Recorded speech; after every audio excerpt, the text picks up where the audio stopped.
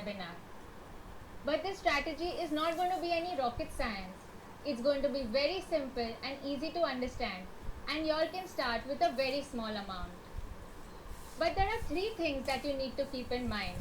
That is discipline, long-term commitment, and the willingness to start today. No matter how complex the wealth creation journey may seem, but it is actually very simple and achievable. Without any further ado, let me directly jump to the wealth creation strategy. We have divided the wealth creation strategy into two legs, and I will slowly and steadily take you through both the legs so that you can get them right. So the leg 1 of our strategy is picking up heroes. Now how do you select the right stocks to invest in? If you see, there is only one in every 45 listed stocks from NSE and BSE which is actually creating wealth for you. So that is, there are only 101 companies out of a total of 4,500 which actually create wealth for an investor. So there are so many hidden parameters which one has to consider, and in a bull market you can't really differentiate from the good and the bad, and things can get really deceptive.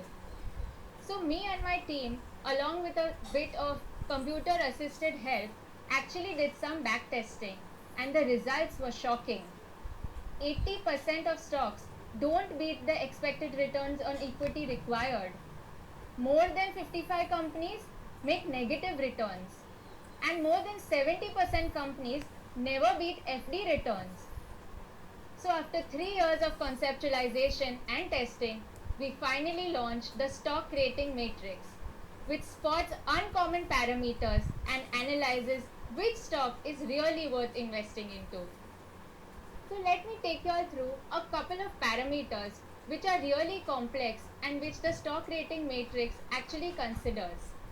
The first one is DuPont analysis. Now this is a breakdown of the expression of ROE into profitability, operating efficiency and financial leverage. It is a very complex formula which tells you how efficiently the business is performing and can be cumbersome for retail investors to perform and interpret without adequate resources.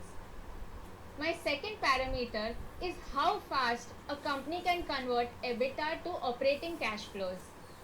Now this parameter compares a company's operating cash flows to profitability, and the conversion assesses efficiency in converting profits to cash.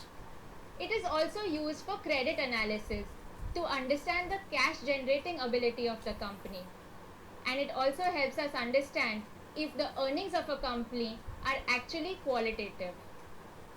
The third parameter is that it takes a number of ratios into account, like the asset turnover ratio, the financial leverage, the interest coverage ratio, and other capital efficiency ratios to analyze if a business is capital light or heavy natured.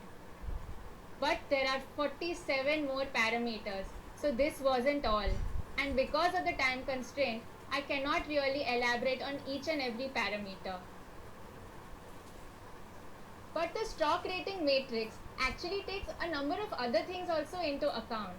Like for instance, if you had to analyze a bank, it wouldn't be the same way as you analyze an insurance company. Or if you had to look at an FMCG player, it also wouldn't be the same way you would see a pharma company. So this giga trading engine takes a lot of parameters and over 2 crore data points into account. Now let me tell you how our giga trading engine actually works.